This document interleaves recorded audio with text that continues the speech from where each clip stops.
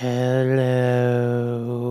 Hi, everybody. So I just saw the newest movie, In a Violent Nature, what I would consider to be a postmodern slasher film mixed with like analog horror. I don't know if you've heard about this movie at all, but it's like a movie that takes place generally in the woods, following POV, third person perspective, a Jason Voorhees like figure as he walks through the woods and kills people in violent, horrible ways. You've seen movies like this before. You've probably seen dozens of movies like this before. This cannot come across as like new or surprising to you in any way. The way that it is the thing that's the most different about it. It has like a lot in common with Skinamarink, and I think a lot of people would probably scoff at this idea, but like it is the slasher equivalent of that, where it is slow, a lot of things have nothing going on in them, and the significance is almost entirely tied to the fact that it is something you've seen before, but at a distance, and the distance is meant to be meaningful. So we're going to talk about that now. If you haven't heard of this movie, the general gist, and I don't really believe that you can spoil a movie like this because you've seen this movie. You've already seen this movie. This movie is, you know, Friday the 13th, any of those. If you've ever seen one of those, it's literally just that with like panache, you know, with a little bit more something going on in it. That's pretty much it. So the story follows Johnny, a risen serial killing death machine that comes out of the ground because somebody steals his mom's necklace off of his grave's site stone. It's like a pole that's sticking out of the ground, a la Friday the 13th Part 6. And basically he goes on a adventure quest where he just walks around hacking up everybody in his way trying to find his necklace. The film features a bunch of like tweens, like 20-somethings probably, hanging out in the woods and being stupid, not realizing that they are being hunted by a Jason Voorhees-like figure. And as I've said already, the premise does not sound interesting or cool or good. It just sounds like slasher movie, the slasher movie. It is so bare bones basic. Matter of fact, like, I can tell that delicate care was put into emulating. What the fuck is this? There was like a thumb up that just appeared on screen. I hope that doesn't appear in the edit. I guess we'll find out. Dude, that's so weird. I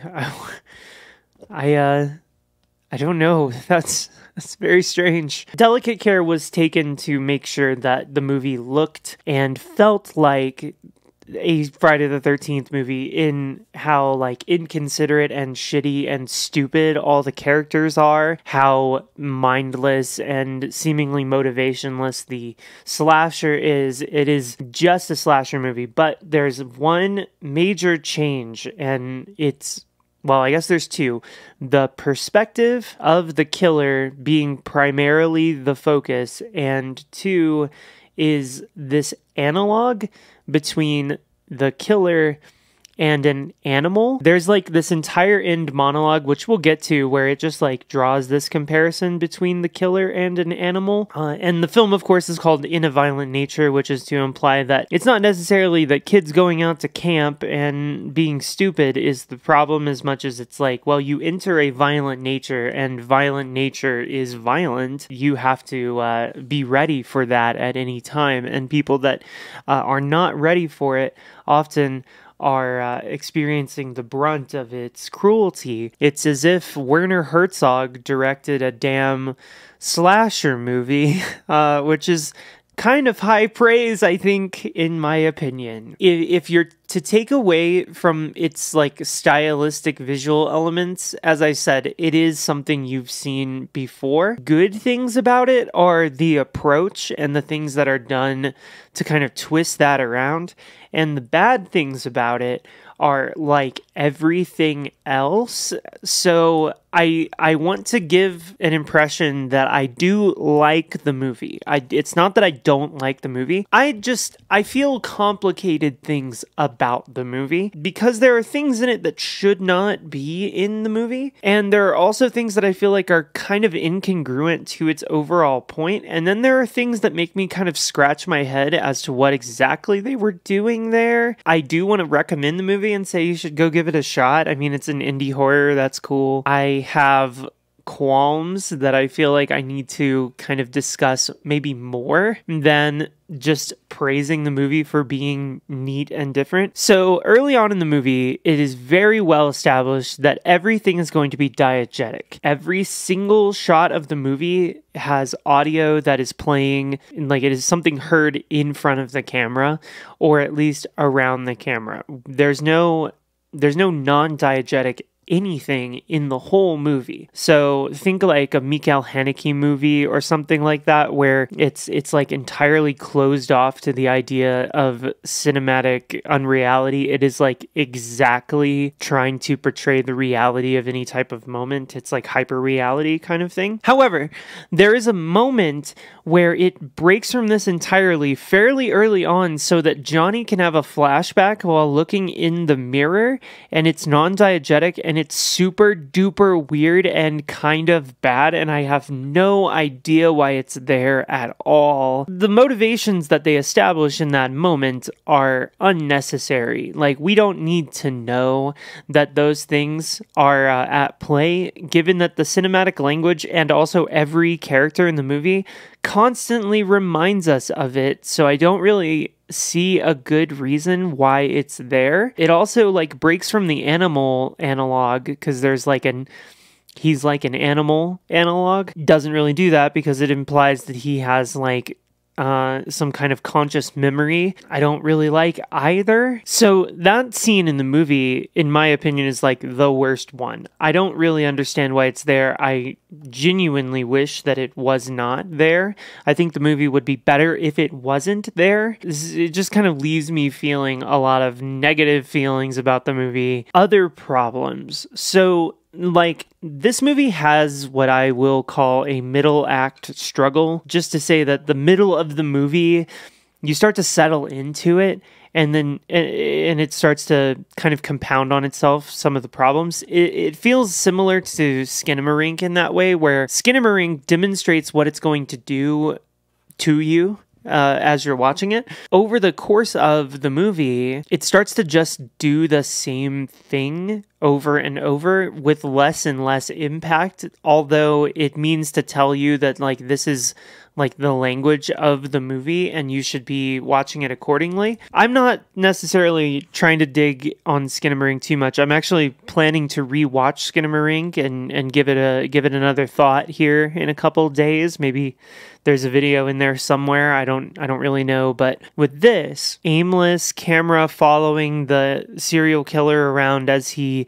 kills people and or just walks around in the woods doing nothing in particular, about the middle of the movie, the director could have seen this as an opportunity to shorthand this theme a little bit, instead of making it more gratuitously boring at times, to kind of sharpen it up and like keep things moving at a pace after that point has been established. But they don't really do that. Instead, there's a whole lot of nothing that happens in the middle of it, followed by scenes of like intense, unbelievable gore.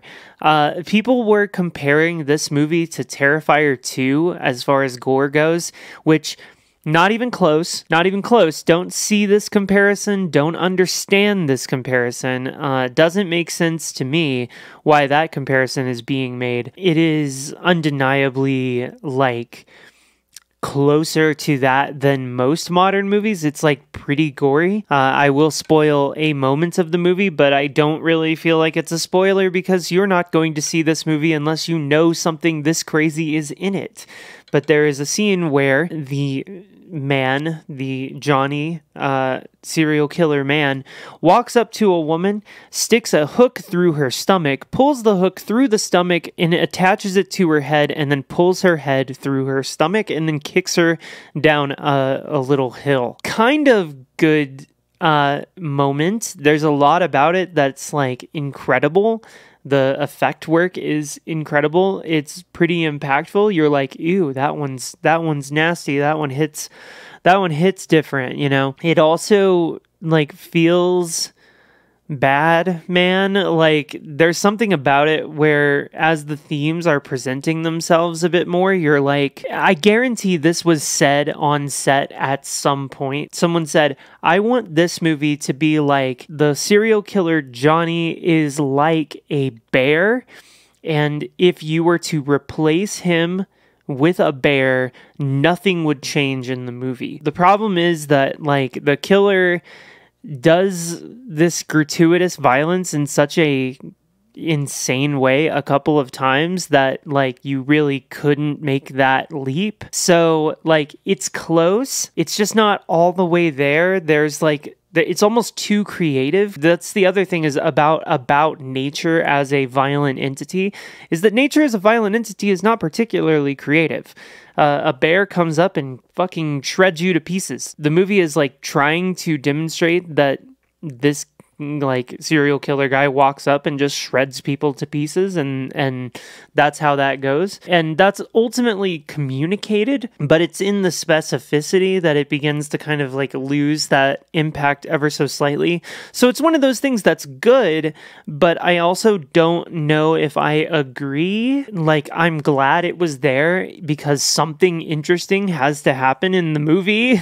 I don't know how to feel about it in its specific details. So the next thing is actually praise. I have good things to say. The last like probably 30 minutes of the movie are like fantastic. They're like so good. They're like A+ good. I wouldn't change anything about them. It's like sharp under low light, the camera that they're using. I don't know. It kind of, a couple times I was wondering if it was like an iPhone. It really gives that like grainy kind of cheap look a few times in a way that's really pungent and very satisfying. The apex of the thing, the killer is going to come and get his necklace, and everyone in his way has some sort of plan or scheme to stop him, a la any Jason Voorhees movie. Everybody has these plans, and every single one of their plans goes horrifically wrong, and they just like die bad because of it. One guy gets put in like a logging machine, but it's also really like uncharismatic the way that they kill this guy. They just like the way he kills him is just like very laborious and borderline uninteresting, but at the same time gratuitous and kind of exciting. So that's like a very weird taste in my mouth, but I loved it. You got a guy running out to be like, I'll distract him, and then you run, and then he'll chase you, and he'll chase me, and then we'll meet back up, and then we'll destroy him forever, and we'll whatever. The guy like jumps out of the woods and is like, hey, idiot. Johnny the killer just turns around and just starts whacking him in the head with an axe until there is no head left. It just like goes super awry, super fast. The like final girl, which they also decide to break down that trope a little bit. The final girl just has the necklace and is like, what if I just like leave the necklace here? Maybe he'll stop. So she just like drops the necklace and runs off, and then she gets lost in the woods, hurts her leg on a stick. She finds a car, and then she has this long conversation as she's like escaping the woods with this woman that's comparing all the events that she's just experienced to a bear attack. This is the part where I think that they would say that this is a bear attack, but nothing would change. They talk about like hen house syndrome, which is like when an animal just decides to keep killing things for no real reason. He does have motivation to kill in the movie, so it's not necessarily like exactly 1-to-1, but it's pretty good. I really liked the way that it ended. All of this is extremely gratuitous, so it's like the final girl thing, but her escape is its own narrative arc that goes on for an uncomfortably long time. Meanwhile, the sound design is just the woods just screaming, because the woods don't really, at night, the woods don't like sing. They just scream. It's just like a harrowing experience if you've ever spent a lot of times in the woods at night, which I have done. The ending of the movie tries to make you afraid of the concept of the woods itself, and I think it kind of successfully does that, because there's a moment where they have to stop the car to stop her like leg from bleeding. She looks into the woods, and there's just like still shots of the woods, you know, a la the end of Halloween, where it's like a he could be anywhere thing, but also it's just like trying to make you afraid of the woods and trying to make you be like, oh yeah, the terror of the woods can literally be anywhere. The cruelty of nature is everywhere, you know, anything could happen. And I feel like it fairly successfully does that, even as we never see Johnny again after she gives him the necklace. I thought that the ending was fantastic. Overall, I feel very strongly about the movie in that I think that it's really cool, but I think that it has a lot of unfortunate implications for slasher movies. I don't think we need them anymore. I think we can be done. Like, I genuinely believe that we can be done now. There's no more ground to cover. If this is like the postest of postmodern slasher movies, then there really is nowhere to go. You can't really make another slasher movie that gets to the bottom of the themes of it really well. So I kind of feel like this is like the death nail for slasher movies. Like, this one is the end. Maybe time will tell, but I do feel like over the next while we will see this manifest. It ties into a general thing that I think about movies these days, that like every movie seemingly is the last of its kind, in the same way that like Skinamarink was somehow the last ghost movie, and like this was the last slasher. It just feels like everything is like on its last leg, and you can only really get away with that thing one more time before it's just like over with. So I feel like that's where we've kind of arrived. I don't know what you think about this. Please leave a comment and let me know. If you saw In a Violent Nature, I hope you enjoyed it. And if you haven't seen it, perhaps go give it a watch before your local movie theater closes forever. I've been Mayleets.